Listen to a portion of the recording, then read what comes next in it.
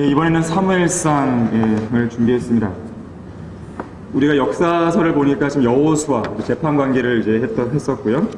이제 앞으로 이제 사무엘상부터 해서 역사서를 쭉 이제 할 계획을 가지고 있습니다.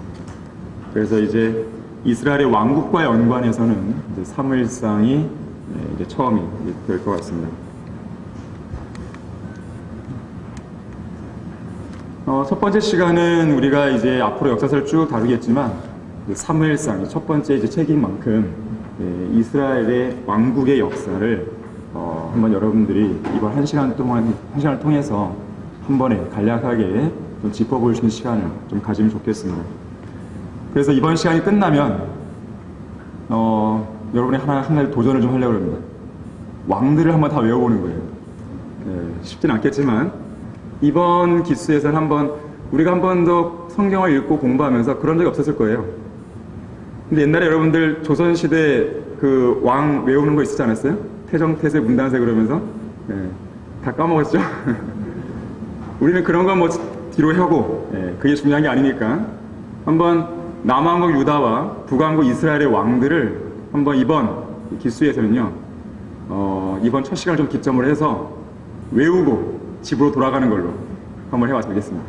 특별히 시험은 없습니다. 부담을 갖지 마시고 개인적으로 한번 목표를 가지시고요. 이번에 한번 외우자. 이 흐름을 여러분들이 좀 아시면 역사서를 읽어 나가시는데 재미가 있으실 거예요. 좀 흐름이 잡힐 거고 이게 그 왕이구나. 이것을 이제 아시게 될 겁니다. 그래서 이번에 역사서를 공부하는 데 있어서 귀한 하나의 기반이 좀 되었으면 좋겠어요. 자, 사무엘하 7장 13절인데요. 우리가 좀 피곤함도 있고 잠도 깰 겸 한 목소리로 크게 같이 한번 읽어서 좋겠습니다. 자, 시작. 그가 내 이름을 위하여 한 집을 지을 것이요 나는 그의 왕국의 보좌를 영원히 견고하게 하리라. 하나님께서 다윗에게 약속하신 언약입니다. 이것을 가리켜서 우리가 다윗의 언약 이렇게 하거든요. 바로 다윗의 왕국의 보좌를 영원히 견고하게 하겠다라는 말씀이에요. 역사가 뭘까요? 역사. 히스토리. 한마디로 이야기예요. 이야기. 스토리. 역사는 이야기입니다. 누구의 이야기인가? 히스 스토리. 하나님의 이야기. 그분의 이야기예요. 항상 이야기에는 주인공이 있죠. 이 이야기의 주인공은 예수 그리스도십니다. 만왕의 왕이신 예수 그리스도세요. 그래서 예수님의 탄생을 기점으로 기원 전의 역사와 기원 후의 역사가 나뉘게 되는 것이죠. 예수님은 인류가 사용하는 달력의 주인공이세요. 이 이야기의 주인공이십니다. 그리고 그 주제는 뭐냐 봤더니 역사의 주제는 바로 왕국이에요. 그분, 만왕의 왕께서 다스리시는 바로 왕국이 이 역사의 주제입니다. 세상 사람들이 정치와 정부와 왕국에 대해 관심을 가지고 있는 이유가 바로 여기에 있어요. 차기 대통령은 누가 될 것인가? 누가 이제 정권을 잡을 것인가? 누가 정치 그리고 경제적으로 세계를 제패할 것인가? 자, 이것에 대해서 많은 사람들이 관심을 가지고 있어요. 나는 정치에 관심이 없어요 하는 사람들도요. 결국에는 이것에 대해 관심을 표명하게 되어 있습니다. 뉴스를 듣게 되고 또 신문을 이제 보게 되고 하는 것이죠. 자, 그런데 이 역사를 주관하시는 하나님께서는 친히 인류에게 하시고 싶은 이야기가 있어요. 바로 그 이야기가 성경에 기록되어 있는 것입니다. 그래서 성경은 단순한 종교적인 서적이 아닙니다. 역사책이에요. 역사책. 인류의 역사를 담고 있는 유일무이하게 무오한 어떤 오류도 없고 편견도 없는 팩트 그 자체인, 사실 그 자체인, 역사 그 자체인, 어떤 사람의 역사관에 의해서 전혀 왜곡되지 않은 진실 그 자체의 역사, 이야기를 담고 있는 책이 바로 성경입니다. 성경은 역사책입니다. 그래서 성경을 우리가 읽게 되면 딱 창세기 1장을 딱 펴게 되면 뭐부터 나와요? 역사의 시작이 나오는 거예요. 태초에 하나님께서 하늘과 땅을 창조하셨느니라. 시간이 시작되는 것이죠. 공간이 시작되는 것이죠. 시간과 공간 안에서 흘러가는 역사가 시작되는 거예요. 바로 역사의 첫 시작을 성경에서는 창세기 1장 1절을 통해서 보여주고 있는 것입니다. 그래서 우리가 성경을 읽다 보면 종교적이지 않은 내용들, 이건 기독교와는 그렇게 무관한 내용인데 라는 많은 역사적인 이야기들이 발견되는 것을 종종 보게 되는 것이죠. 자주 보는 것이죠. 뭐 예를 든다면 뭐가 있을까요? 뭐 민수기 1장에 보게 되면 군대를 소집해요. 각 지파의 숫자가 몇 명인지를 기록합니다. 또 창세기 25장에 보게 되면 장자권을 판 대가로 팥죽을 먹고 있는 에서가 나와요. 이게 종교와 무슨 상관이 있어요? 역사예요, 역사. 지금. 암논이 여동생을 강간한 일도 나오고요. 역대기상 1장부터 9장 10개의 장에는요, 이름만 쭉 나와 있어요. 계보. 그것도 평범한 사람들의 명단이 나와 있어요. 역사죠. 성경에는 가축을 기르는 자들의 조상도 나와요. 야발. 하프와 오르간의 조상은 유발. 늘 헷갈리죠. 야발, 유발. 광야에서 노새를 찾아낸 사람의 이름도 나옵니다. 누군지 아세요? 제가 지금 질문에 힌트가 나왔는데 이름이 아나예요. 아나. 광야에서 노새를 찾은 사람이 아나입니다. 또 여호사밧 왕 때는 에시온 게벨에서 배들이 파손했다는 역사적인 기록도 있어요. 또 출애굽기에는 새끼 염소를 어미의 젖으로 삼지 말라는 내용도 있습니다. 그리고 성막과 성전에 대한 규격, 모양, 그 안에 들어갈 기명들이 한두 장도 아니고 여러 개의 장을 거쳐서 기록되어 있어요.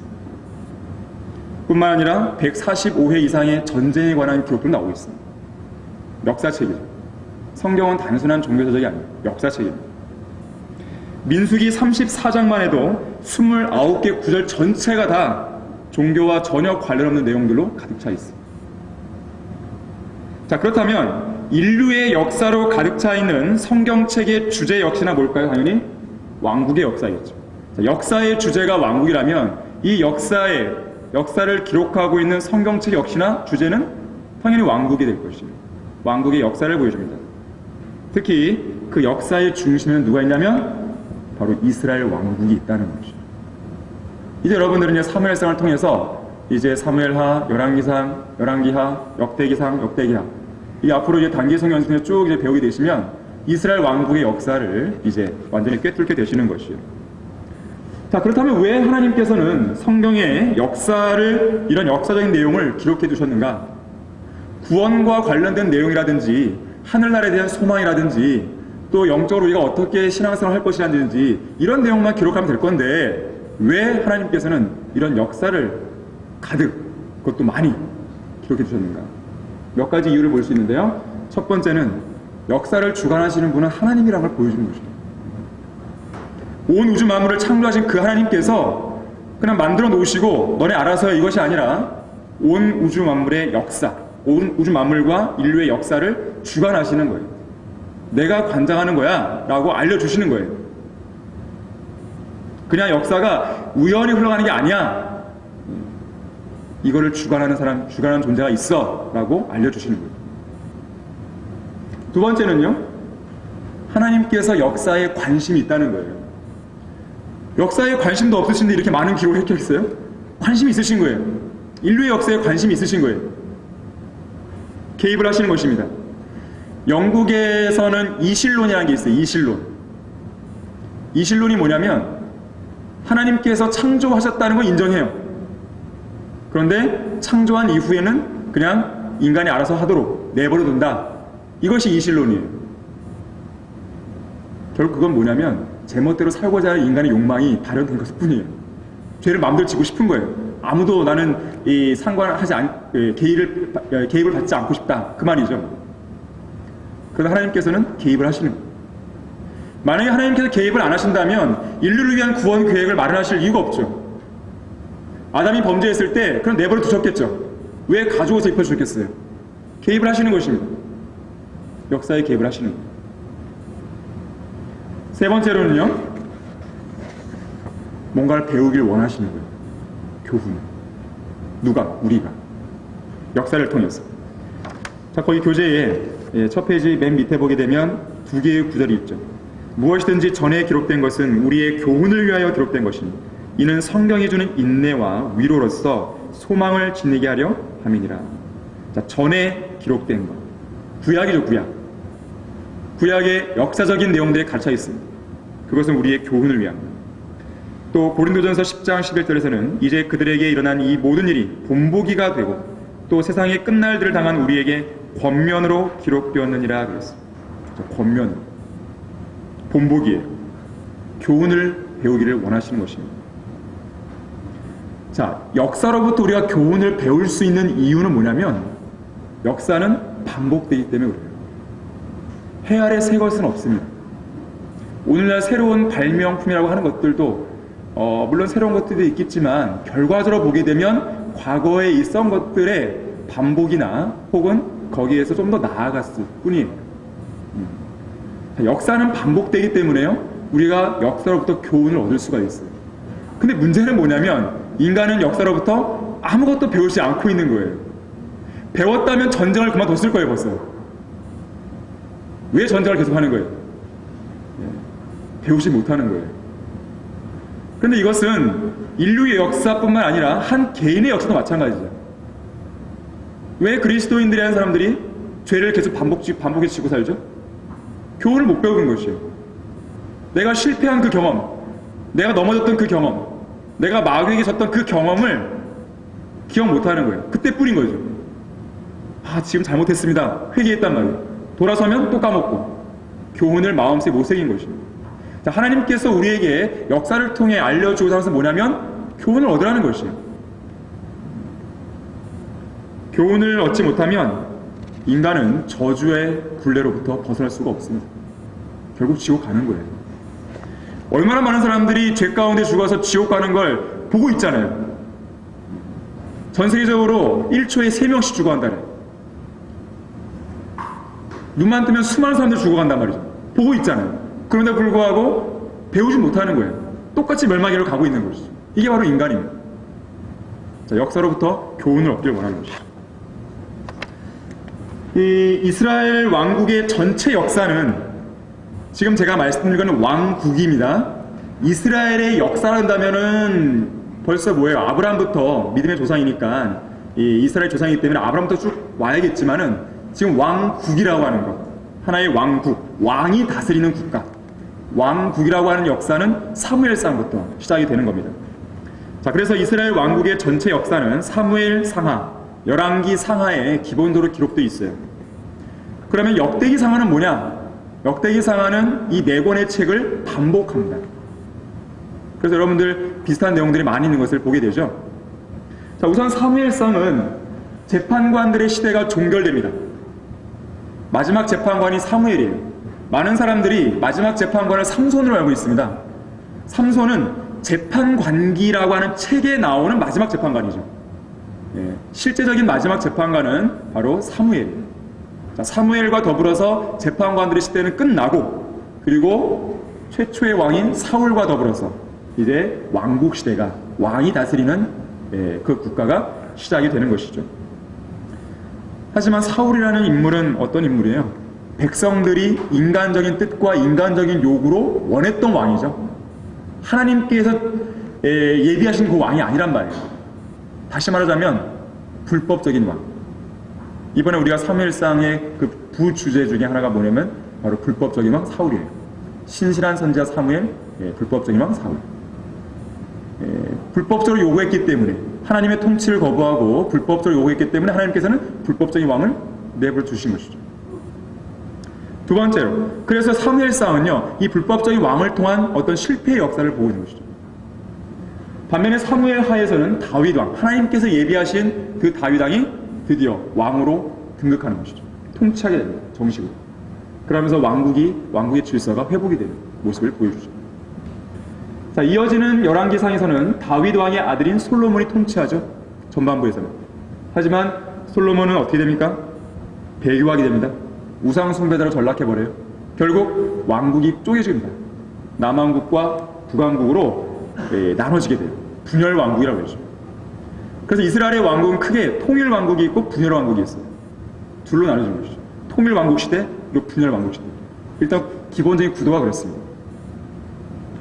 그래서 이 열왕기상에서는요, 분열된 남북 왕국의 역사를 보여주는데 어디까지 쭉 가게 되냐면 남왕국으로 본다면 여호사밧의 아들인 여호람이 이제 통치하기 시작하더라 하는 것에 끝나고요.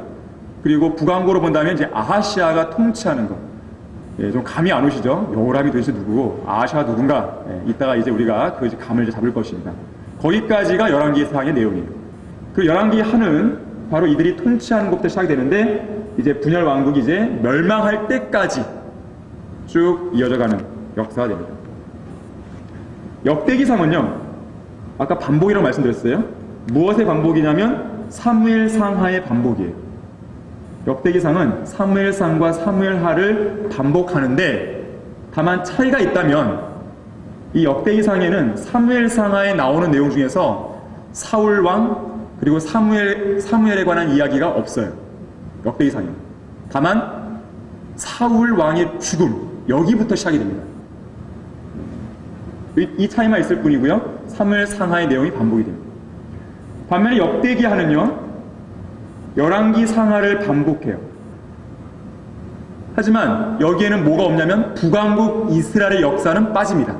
남왕국 유다의 역사만 기록을 하고 있어요. 여러분들 이것을 기본적으로 아시면 됩니다. 자, 전반적으로 사무엘상부터 열왕기하까지 이스라엘의 왕국의 역사를 보여주는데 역대기상은 사무엘상하랑 일치가 되고 역대기하는 열왕기상하랑 일치가 된다. 다만 빠지는 내용들이 있다. 이것을 여러분들이 일단 유념하시면 좋겠습니다. 자, 우선 왕국시대는 통일왕국시대와 분열왕국시대를 한다고 했는데 통일왕국시대부터 먼저 봅니다. 이 사무엘은 재판관들 중에서 마지막 재판관을 말씀드렸는데 마지막 재판관으로서 이제 왕정시대를 이제 준비하는 이제 재판관의 역할을 하게 되는데 그러니까 쉽게 말해서 사무엘은요, 재판관들의 시대에서 왕국시대로 넘어가는 그 과도기에서 마지막 재판관으로서 활동하게 돼요. 그래서 왕정시대를 예비하는 인물이거든요. 그래서 특히나 두 명의 왕에게 기름을 부어요. 한 명은 사울, 한 명은 다윗. 그래서 사울. 이 통일왕국 시대는 세 명의 왕만 기억하시면 돼요. 사울, 다윗, 솔로몬. 어렵지 않으시죠? 통치해도 똑같죠? 40년씩입니다. 똑같습니다.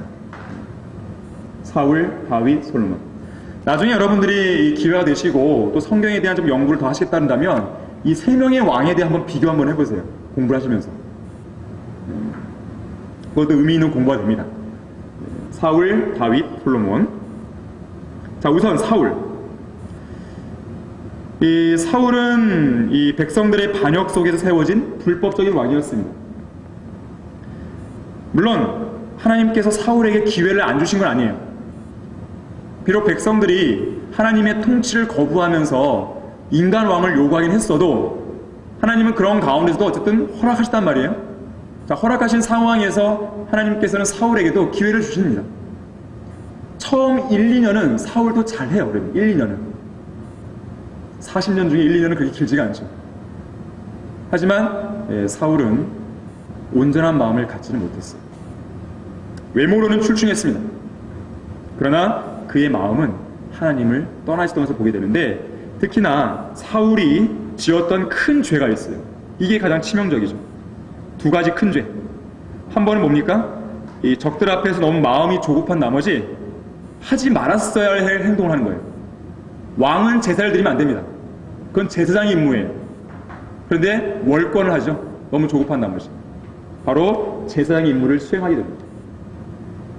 자, 이것을 했을 때에 하나님은 불쾌히 여기셨어요. 하지만 여기서 끝내버리시지 않았습니다. 한 번 더 기회를 주세요. 이번에는 아말렉을 진멸시켜야 되는데 어떻게 했어요? 진멸시키지 않고 아각을 살려두고 자기 눈에 보기에 좋은 어떤 동물들을 살려두잖아요. 탈취물을 살려준단 말이에요. 부분적인 순종, 불완전한 순종. 이 두 가지 치명적인 죄로 인해서 하나님께서는 사울 왕을 버리십니다. 불법적인 왕이었고 버림받은 왕이었던 것이죠. 결국 성령님이 그를 떠나요. 더 이상 안 쓰세요. 성령이 떠나자 누가 와요? 악령이 막 들어오죠. 결국 나중에는 비참한 죽음을 맞습니다. 바로 길보아산 전투. 사무엘상 31장에서 여러분 이제 내일 이제 다 배우겠지만 사무엘 31장에서 길보아산 전투에서 필리스티안들과의 싸움에서 패하잖아요. 결국 자살로 생을 마감합니다. 비참하죠. 자, 사울. 다음은 다윗이에요. 사울이 역사적으로는 최초의 왕일지 모르지만 하나님의 관점에서 제대로 된 어떤 정통성을 가진 왕이라고 한다면 다윗이 처음이에요. 하나님께서는 사울의 왕국을 영원히 해주겠다 그런 말씀 하신 적 없어요. 하나님의 마음에 이미 다윗을 염두에 주신 것이고 다윗의 왕국을 영원히 세워주겠다는 약속하시죠. 그래서 진정한 왕국의 시작은 다윗부터입니다. 다윗은 하나님의 마음에 맞는 왕이에요. 이러한 평가를 받을 수 있다는 건 정말 얼마나 영예인지 모릅니다. 하나님에 맞는 그 성도, 하나님을 기쁘시게 하는 그 성도, 하나님의 마음에 합당한 그 성도, 이러한 말을 하나님부터 듣는다고 생각해 보세요. 얼마나 영예로워요. 자, 다윗은 하나님의 마음에 맞는 왕이었어요. 다윗은 젊은 시절에 하나님만을 신뢰하는 그 믿음을 통해서 거인 골리앗을 죽이죠. 그러면서 용맹한 전사로서의 이름을 그때부터 남기기 시작합니다. 나중에 이제 사울이 죽고 정식 왕이 된 이후로는요, 정복 전쟁을 통해서 영토를 확장시켜 나가요. 그래서 하나님께서 이 다윗이 성전을 짓겠다고 했을 때에 뭐라고 그래요? 너는 피를 많이 흘려야 돼요. 전쟁에서. 그래서 너는 성전 짓지 말고 너의 아들이 그걸 지을 거야. 이런 말씀 하시잖아요. 정복 전쟁의 왕이었어요. 영토를 확장시키면서 역사적으로 보게 되면요, 이스라엘의 황금 시대를 열었다고 볼 수 있어요. 또한 언약의 백성인 이스라엘을 인도한 위대한 목자였습니다. 그리고 고난 속에서도 하나님만을 신뢰했던 왕이에요. 이 정식 왕으로 등극하기 전에 다윗은 기름 부음을 일단 받잖아요. 미래의 왕으로서. 그런 상황 속에서 사울이 얼마나 핍박을 해요. 박해를 하고 추격하고 잡아 죽이기 위해서. 자, 그런 가운데서 다윗은 피난 생활을 하는 가운데 오직 하나님만을 신뢰합니다. 자, 다윗의 인생을 한 단어로 표현해라. 믿음이에요. 믿음. 신뢰예요. 신뢰. 이 한 단어로 말할 수 있어요. 다윗은. 비록 다윗은 나중에 죄를 짓긴 하죠. 밧세바와 간음하기도 하고 우리아를 죽이기도 하고 또 나중엔 또 뭐예요? 교만해서 인구조사를 하잖아요. 비록 이러한 죄를 짓긴 하지만 다윗은 변명하지 않습니다. 결국. 즉시로 자백해요. 자기의 죄가 딱 드러났을 때에 즉시로 회개합니다. 우리가 배워야 돼요. 겸손한 회개. 자, 사울은 어땠는지 아세요? 아까 두 가지 큰 죄를 졌다 그랬는데 변명으로 일관하는 사람이었어요. 때문에, 저것 때문에 사무엘 당신이 늦게 와서 백성들은 지금 막 날 쳐다보고 있는데 적들은 앞에 오고 이 핑계 저 핑계를 대는 거죠. 즉시로 내가 잘못했습니다 이렇게 안 했습니다. 다윗은 달랐어요. 즉시로 죄를 자백합니다. 용서해달라고. 겸손을 배워야 되죠. 그리고 가장 중요한 게 있어요. 다윗은요, 예수 그리스도의 완벽한 예표예요. 어떠한 면에서? 다윗은 선지자였어요. 선지자는 보통 예언을 하잖아요. 시편을 기록했던 다윗이요. 많은 기록했는데 시편에 보면 다양한 예언들이 있단 말이에요. 선지자로서의 모습이죠. 다윗은 왕이었잖아요. 자, 왕으로서의 예수 그리스도. 그럼 다윗은 제사장이었는가? 물론 제사장은 아니었어요. 하지만 다윗은 제사장이 먹을 수 있는 빵, 제사장이 할 수 있는 일, 그것을 하나님께서는 허용하신 경우들이 있었습니다. 예표이기 때문에 그랬던 거예요.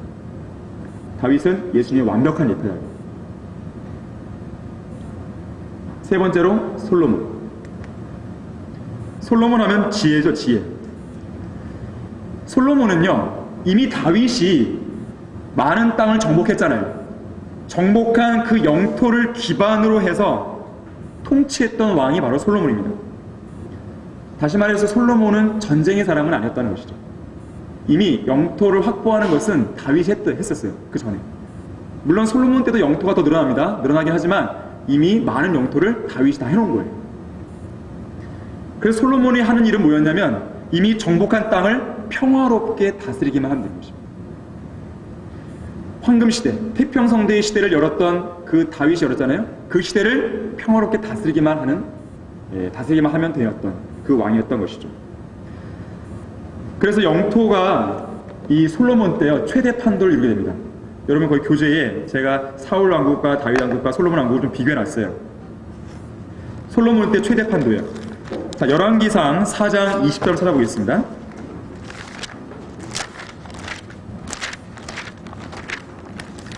열왕기상 4장 20절 보시면 당시에 솔로몬 때의 상황이 어땠는지를 엿볼 수 있는, 단적으로 엿볼 수 있는 구절이에요. 20절 21절인데 유다와 이스라엘이 많아 바닷가에 있는 많은 모래 같았으니 먹고 마시고 즐거워하더라.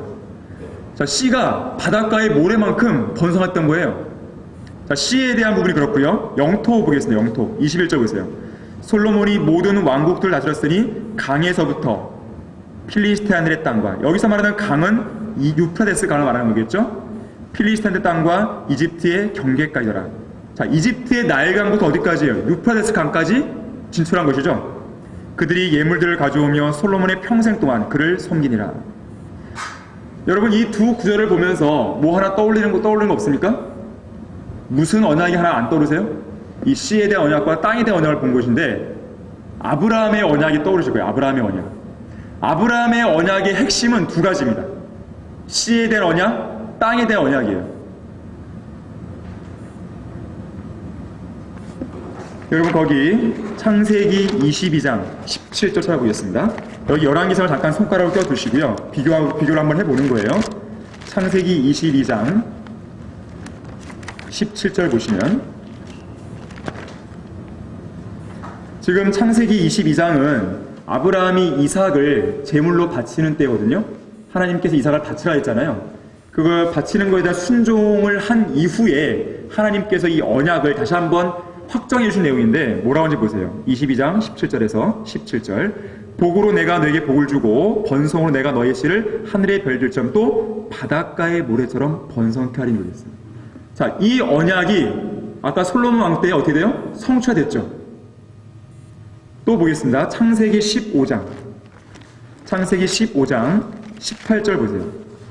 이번에는 땅에 대한 부분이에요.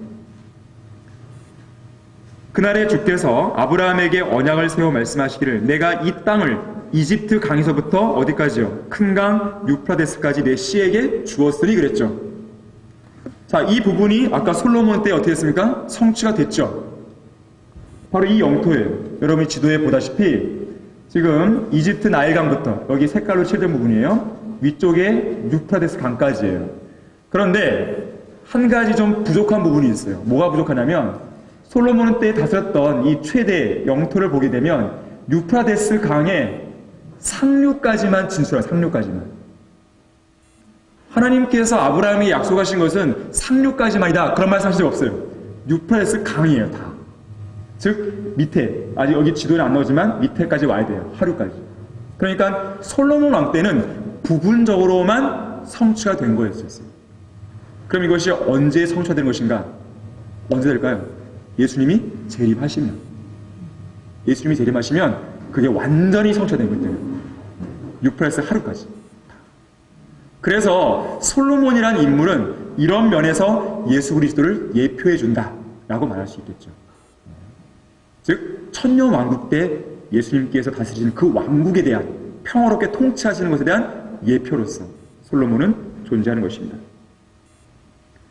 뭐 쉽게 말하면 천년 왕국의 예고편이라고 했어요. 예고편. 당시에 솔로몬은 확정된 국경 주변을 강화하기 위해서 요새화된 성읍들을 세웠다고 그랬고요. 또 1400대의 병거와 12,000명의 기병으로 무장된 그런 부대를 둘 정도로 강력한 군대를 보유했던 왕이었습니다. 그야말로 태평성대, 황금시대. 전쟁이 없었어요. 그때는. 솔로몬의 힘, 지혜, 명성, 위엄이 주변 왕국을 압도해버렸어요. 아무도 함부로 솔로몬 왕국에 대해서, 이 다윗 왕국에 대해서 함부로 넘보지 못합니다. 감히. 실로 대단했습니다. 하지만 인생 후반부로 가면 배교하고 말죠. 물론 하나님의 성전을 건축했다고 하는 것도 잘한 부분이 있어요. 그러나 이 솔로몬의 그 통치 후반부로 가면 죄를 짓게 되죠. 왕으로서 하지 말아야 할 4가지가 있는데 그것이 신명기 17장 16절과 17절에 나오는데 이 네 가지를 다 해버려요. 잠깐 찾아보겠습니다. 신명기 17장 16절 17절 보겠습니다. 하나님께서는 모세에게 신명기를 통해 주시면서 앞으로 왕을 세울 때 이거 하지 마 라고 하신 거였거든요. 자, 신명기 17장 16절 보시면 첫 번째 금지사항, 왕은 스스로 말들을 많이 번식시키지 말 것이며 그가 말을 번식시킬 목적으로 그 백성을 이집트로 돌려보내지 말지니 그랬어요. 하지만 솔로몬 왕은 이집트에서 말들을 들여옵니다. 잘못됐죠? 그 다음 보시면 17절, 그는 또한 자기에게 아내를 많이 두지 말아야 할지니 그래야 그의 마음이 돌아서지 않을 것이요 그랬어요. 아내를 많이 두지 말라 그랬어요. 근데 어떻게 했어요? 파라오의 딸과 더불어서 많은 타국 여인들, 모압인, 암몬인, 에돔인, 시돈인, 히딘 이런 여인들을 다 사랑합니다. 왕비가요 무려 700명이었고 후궁이 300명이에요. 1000명. 뭐 우리나라 백제 의자만 뭐 3000국녀 얘기하는데 그건 이제 왜곡된 역사 속에서 나오는 이야기이고, 솔로몬은 왜곡된 것이 아니에요. 사실 그 자체예요. 1000명이 아내를 뒀어요. 너무 많은 것이죠. 하지 말라는 것을 한 것입니다. 결국 이 아내들이 솔로몬의 마음을 돌이켜요. 누구로부터? 하나님께로부터. 우상 숭배를 하게 만듭니다. 그래서 이 이방 아내들 따라서 이방신을 섬기기 시작해요. 아까 뭐라 그랬어요? 17절에서 아내를 많이 두지 말아야 할지니 그래야 그의 마음이 돌아서지 않을 것이라고 했어요. 돌아서 버린 거예요. 우상은. 또 뭐 하지 말라 했어요? 그는 또한 자기에게 은과 금도 크게 늘리지 말라 그랬어요. 그런데 솔로몬은 금을 늘리죠. 재물들 가운데 쾌락을 누립니다. 모든 쾌락을 다 경험해요. 그리고 나서 기록한 책이 뭐예요? 전도서. 1년 동안 솔로몬 왕에게 들어온 금의 무게가 666달란트. 666. 뭐예요, 이거? 적그리스도의 숫자죠. 자, 그래서요, 솔로몬은요, 그러니까 두 존재를 예표하는 거예요. 인생 전반부는 예수 그리스도의 예표. 바로 천년왕국 때 평화롭게 다스리시는 예수님의 예표라면 후반부의 인생은 뭐예요? 적그리스도의 예표. 근데 솔로몬은요, 하나님께로 다시 회개하고 돌이켰다는 기록이 성경에 없어요. 우상숭배로 그냥 끝나버린 거예요. 너무 안타까운 부분이죠. 결국 솔로몬의 이 죄로 인해서 왕국이 분열되는 그 씨앗을 낳게 되는 것이죠. 하나님께서 솔로몬의 이 죄 때문에 내가 왕국을 찢을 거야. 하지만 너의 때에는 찢지 않고 너의 아들의 때에 내가 찢을 거야 라고 경고를 하시는 것입니다. 한 걸음 더 나아가면요, 솔로몬은 성전도 짓고 또 왕궁도 짓고 이렇게 하면서요, 이 화려한 왕실을 유지하기 위해서 또 왕국을 부강하게 만든다는 명목으로 국가의 재산을 고갈시키기도 합니다. 또 백성들에게는 과도한 세금, 과도한 노동을 부과시켜요. 그래서 나중에 솔로몬이 죽고 나서 이 다스리는 왕이 누구예요? 아들이 르호보암이죠. 르호보암한테 이 북왕국 지파들이 와서 뭐라 그래요? 아버지 때 너무 힘들었다, 우리 좀 봐달라, 좀 노역을 좀 줄여달라고 하니까 솔로몬이 뭐라 그래? 그 르호보암이 뭐라 그래요? 내 새끼손가락이 아버지의 허리부터 굵어. 그 말이 뭐예요? 더 힘들게 할 거란 말이에요. 어리석은 왕이었어요, 르호보암은. 자, 그러한 역사적인 상황이 이제 벌어지게 되겠지만 어쨌든 솔로몬이 그러한 일들을 했던 것입니다. 결국 솔로몬의 이러한 죄악으로 인해서 하나님은 진노하셨고 징계를 내리시는데, 비록 솔로몬의 때에 왕국을 찢진 않으셨지만 솔로몬의 때 후반에 가게 되면요, 여러 주변 국가들에서요 반란이 일어납니다. 에돔인 하다시, 또 시리아인 르손, 또 느바사들 여로보암의 또 반역을 일으키죠. 특히 여로보암의 경우는 나중에 르호보암이 통치할 때에 반역을 일으켜서 북왕국 이스라엘을 갖게 된 것이죠. 자, 이러한 반란들이 일어납니다. 자, 세 명의 왕 기억하시겠죠? 중요한 내용들은 나중에 차차로 더 공부하면 되고요. 통일 왕국 시대는 딱 세 명이에요. 3명 순서: 사울, 다윗, 솔로몬. 여기까지는 자신이 있습니다. 우리가 여기까지는. 그 다음이 이제 문제죠. 그 다음이. 자, 분열 왕국 시대로 넘어갑니다. 여기 앞에 지도가 있는데 여러분이 그 교재에도 지도가 있습니다. 분열 왕국 시대의 판도예요. 위쪽에는 북왕국, 약간 붉은색 계통의 선으로 이렇게 쭉 이렇게 펼쳐져 있어요. 아까 여러분들이 솔로몬 왕 때 그 최대 판도 있죠? 그걸 한번 좀 떠올려 보세요. 그 그림 한번 비교해 보시면 상당히 영토가 많이 줄었던 것을 알게 됩니다. 그리고 밑에가 파란색 계통의 줄이 유다, 남왕 유다예요. 보게 되면 옆에가 흰색이죠, 여기가 필리스티아거든요. 다윗 왕 때는, 또 솔로몬 왕 때는 필리스티아를 제압시켰어요. 꼼짝 못하게. 근데 분열 왕국 때는 필리스티아가 빠져나갑니다. 독립을 한 것이죠. 또 그 위쪽에 페니키아, 이쪽도 하얀색이에요. 이쪽은 시리아, 암몬, 다 이런 쪽들은 다 이제 점점 세력을 차지하고 이제 독립적으로 이제 살게 되는 것이에요. 그만큼 이 분열 왕국 때는요, 영토가 줄어들어가는 거예요. 세력이 약화되는 것입니다. 자, 남왕국과 북왕국을 좀 비교해 보는데, 수도. 남왕국 유다의 수도는 어딘지 혹시 아세요? 예루살렘. 북왕국은요? 혹시 아십니까? 원래는 세켐이었어요. 처음에 여로보암이 세켐에다가 세웠지만 나중에 아합 왕 아세요? 오므리 왕 아세요? 오므리 왕 때 사마리아로 이동합니다. 그래서 주된 수도는 사마리아 돼요. 처음엔 세켐이었다가. 남왕국 유다의 왕조는요, 단일 왕조예요. 다윗의 왕조로만 쭉 가요. 왕조가 바뀌지 않습니다. 하지만 북왕국 이스라엘은요, 기억해 두세요. 9개의 왕조가 있어요. 이따가 북왕국 이스라엘의 왕들을 우리가 순서를 공부할 때요, 9개의 왕조를 중심으로 공부를 하면 여러분들이 쉽게 이걸 가져올 수 있어요. 자, 9개의 왕조. 자, 9개의 왕조가 있다는 말은 뭐예요? 8번 왕조가 교체됐다는 말이죠. 자, 대표적인 왕들인데 르호보암이 남왕국 유다의 첫 번째 왕입니다. 마지막 왕이 시드키야예요. 시드키야. 이 사이의 왕들 우리가 배울 겁니다. 자, 일단 르호보암과 시드키야를 먼저 머릿속에 기억해주세요. 첫 번째 왕은 르호보암, 그 다음에 마지막은 시드키야. 반면에 북왕국은 여로보암. 헷갈리죠? 르호보암, 여로보암. 헷갈립니다. 그 다음에 마지막 왕이 호세아입니다.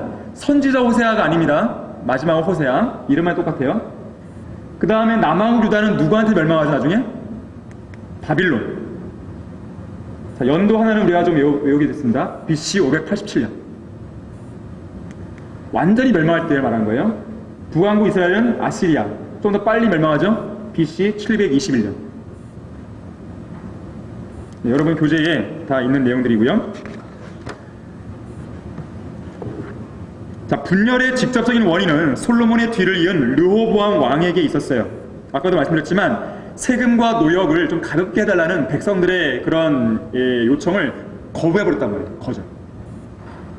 하지만 근본적인 원인은 누구에게 있었어요? 솔로몬 왕에게 있었던 것이죠. 이 분열 왕국에 대해서.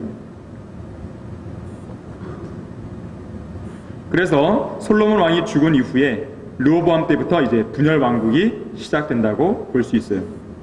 자, 그런데 잘 보시면 왕에 대한 정통성, 왕국의 정통성은 사실은 이 다윗 왕조에게 있단 말이에요. 다윗 왕조. 그래서 다윗 왕조에게 있기 때문에 우리가 보통 이스라엘 그러잖아요. 이 다윗 왕조에게 정통성이 있기 때문에 이 남왕국 유다를 남왕국 이스라엘 그래야 될 것 같잖아요. 꼭. 그런데 가만히 보면 북왕국 이스라엘 이렇게 얘기해요. 보통. 왜 그러냐면 이 북왕국 이스라엘에 어떤 지파가 들었냐면 요셉 지파가 있었기 때문에 그렇습니다. 이게 어떤 의미를 주냐면 보통 남왕국 유다와 북왕국 이스라엘 이렇게 대결 구도, 이게 두 개의 보통 구도가 나오는데 사실은 이러한 두 개의 구도가요, 이 분열 왕국 시대 때 사실은 생기는 게 아니고 그 전부터 이러한 구도는 알게 모르게 있었어요. 그러다가 분열 왕국 시대 때 이것이 확실하게 구분이 되는데, 남왕국 유다의 경우에는 유다 지파가 핵심이에요. 북왕국 이스라엘은 요셉 지파가 핵심입니다. 요셉에게는 두 아들이 있었는데 에프라임과 므낫세입니다. 자, 므낫세가 형이에요? 에프라임이 형이에요? 므낫세가 형이죠. 근데 야곱이 축복할 때 누구를 더 앞세워요? 에프라임을 더 앞세워요. 동생을요. 므낫세가 장자인데도 불구하고 에프라임을 더 앞세웁니다. 그래서 결국에는 에프라임이 사실은 장자가 되는 것이에요. 그래서 남왕국 유다는 왕권의 계보를 가지고 있는 것이죠. 유다 지파에서 왕이 나오잖아요. 북왕국 이스라엘은 장자권의 계보가 있어요. 그래서 이스라엘이라는 이름 자체가 북왕국에서 가져가게 됩니다. 특히나 에프라임이라는 이름이 대표성을 띠게 돼요. 근데 생각해 보세요. 야곱에게는 12명의 아들이 있었잖아요. 그 중에 장자가 원래 누구예요? 루벤. 요셉이 아니었어요. 그럼 장자권은 원래 루벤이 갖고 있습니다. 하지만 루벤은 장자권을 잃어버려요. 왜? 죄를 짓죠. 거기 역대기상 5장 1절 2절 한번 찾아보겠습니다.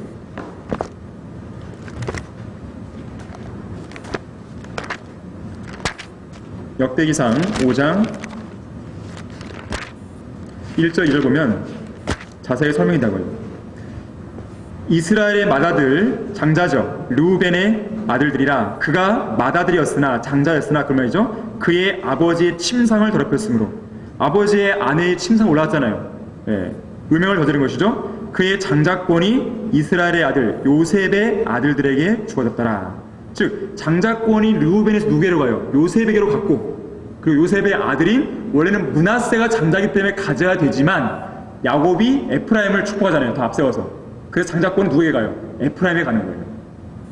그래서 에프라임이라는 이 명칭, 이 이름 자체가요, 북왕국 이스라엘을 대표하는 이름으로도 또 쓰여요.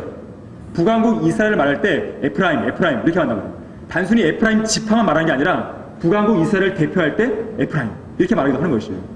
장자권을 받기 때문에 그래요. 자, 하지만 2절 보세요. 2절. 이는 유다가 그의 형제들보다 뛰어났으며 그에게서 최고 시리자가 나왔으나 장자권은 요셉에게 있습니다. 즉 요셉 지파는, 즉 에프라임은 뭐예요? 장자권을 가져가는 것이고, 그리고 유다는 뭐예요? 최고 치리자, 즉 왕의 지파예요. 왕의 지파. 그래서 이러한 구도가 옛날부터 있어 왔어요. 다윗 시대부터 이러한 구도가 있다가 궁극적으로는 분열 왕국 때 완전히 갈라지는 것이에요. 자, 그러면 우리가 이제 좀 긴장을 하시고요. 이제 좀 우리가 합니다. 이제. 자, 우리가 다시 한번 정리합니다. 통일 왕국 시대 누구죠? 처음에가 사울, 다윗, 솔로몬. 네, 3명입니다. 3명. 몇 년씩? 40년씩. 여기까지 쉬워요. 자, 그 다음에 이제 들어갑니다. 먼저 우리는 북왕국 이스라엘부터 볼 거예요. 북왕국 이스라엘부터. 총 9개의 왕조가 있다고 말씀드렸어요. 9개의 왕조고 북왕국 이스라엘 총 왕이 19명이에요. 남왕국도 똑같아요. 신기하게도 남왕국도 19명, 남왕국도 19명, 북왕국도 19명의 왕이 쭉 흘러갑니다. 자, 그런데 북왕국 이스라엘은 9개의 왕조를 기준으로 해서 여러분들이 외우십니다. 자, 9개의 왕조가 있다. 그 왕조에 해당되는 왕을 여러분들이 보시면 돼요. 자, 그런데 북왕국의 역사를 한마디로 딱 얘기하라 그러면요, 북왕국의 첫 번째 왕이 누구였어요? 여로보암이죠. 여로보암의 길을 따라 지속적으로 배교한 역사예요. 북왕국 이스라엘은 여로보암, 첫 번째 왕인 여로보암의 길을 따라서 계속 배교하는 거예요. 그래서 북왕국에는요, 착한 왕이 하나도 없었어요. 선한 왕이 한 명도 없습니다. 개혁한 왕 없었어요. 부흥을 일으키는 왕 없었어요. 반역으로 점철된 역사예요. 북왕국. 반역으로 시작해서 반역으로 끝나요. 배교로 시작해서 배교로 끝나요. 이게 북왕국이에요. 그거에 대한 원흉이 누구냐? 바로 여로보암이에요. 그래서 여러분들은 북왕국 이스라엘의 왕들을 쭉 공부하다 보면요, 각 왕들마다 어떤 말을 하게 되냐면 여로보암의 길로 행하더라, 여로보암을 따라갔더라. 왕들마다 계속 그 얘기를 반복해요. 여로보암이 도대체 뭘 했느냐? 금송아지. 여로보암이 금송아지를 세웁니다. 자, 첫 번째 왕조입니다. 첫 번째 왕조. 자, 보는데 여로보암. 첫 번째 왕조는 여로보암으로 시작해요. 자, 여로보암이 시작되는데 여로보암은 첫 번째 왕조를 연 사람으로서 다윗의 집에 반역을 일으켜요. 반역.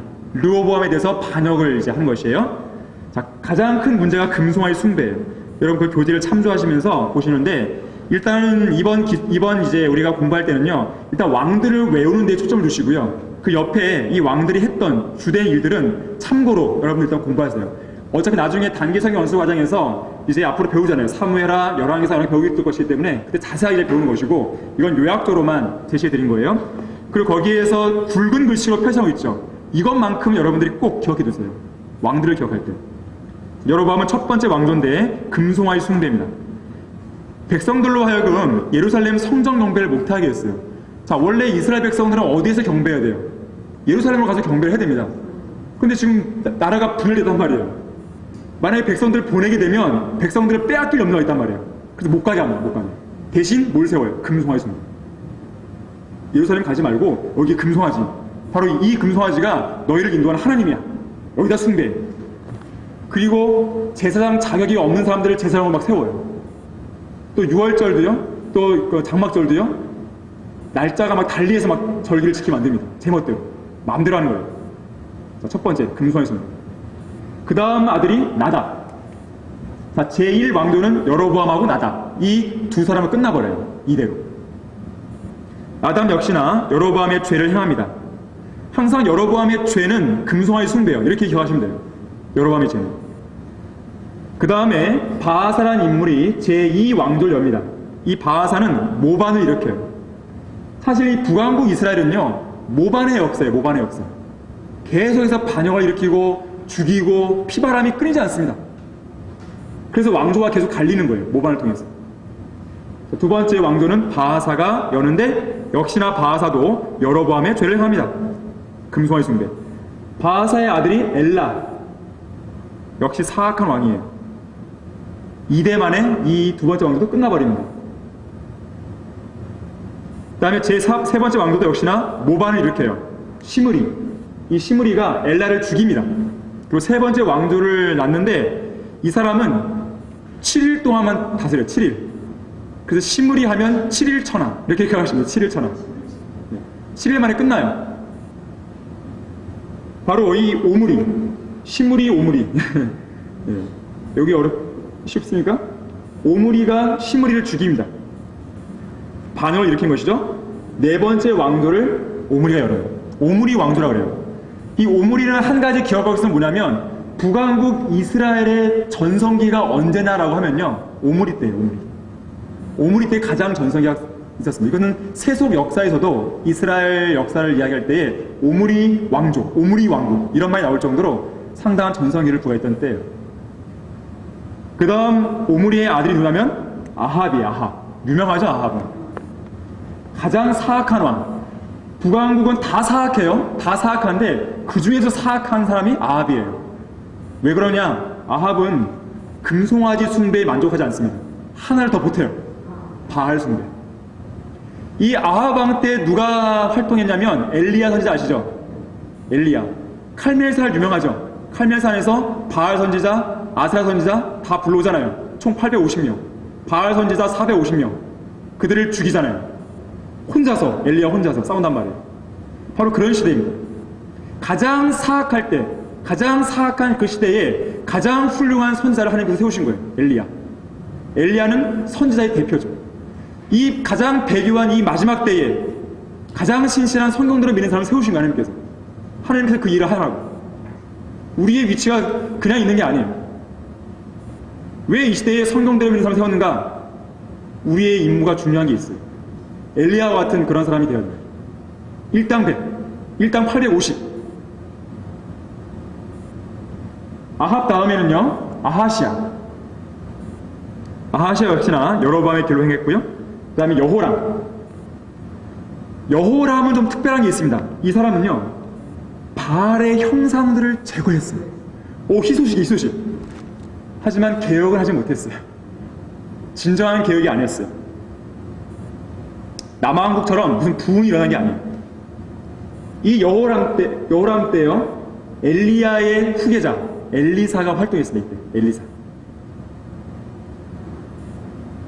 그러나 이 여호람 왕조는 아까 오므리 왕조, 제4왕조죠. 오므리, 아합, 아하시아, 여호람. 이 세 왕조가 여호람 때 끝나요.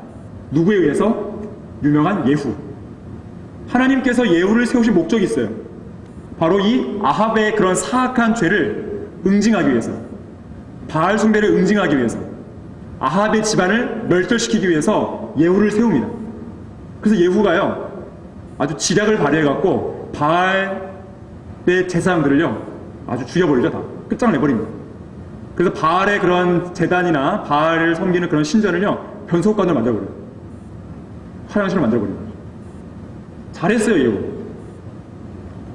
근데 예후는 한 가지 잘못한 게 있어요. 바알 숭배는 근절했어요. 여전히 금송아지. 이게 문제예요, 금송아지. 금송아지를 못 떠났어요. 만약에 예후가 바알도 근절했잖아요.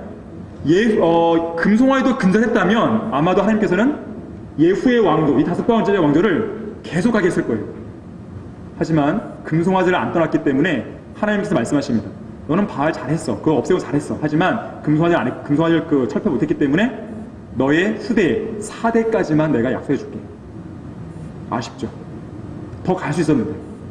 그래서 예후 이후에 4명의 왕이 더 나옵니다. 여호아하스.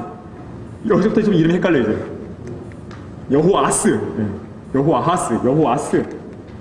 여로보암. 여기 여로보암은 앞에 있는 여로보암하고 구분 짓기 위해서 우리가 보통 여로보암 1세, 여로보암 2세 이런 말 하는 거예요, 보통은. 구분 짓기 위해서. 그 다음에 사카랴까지. 예후 이후에 4대 만에 끝나게 됩니다. 그래도 이 제5 왕조가 제일 길었어요.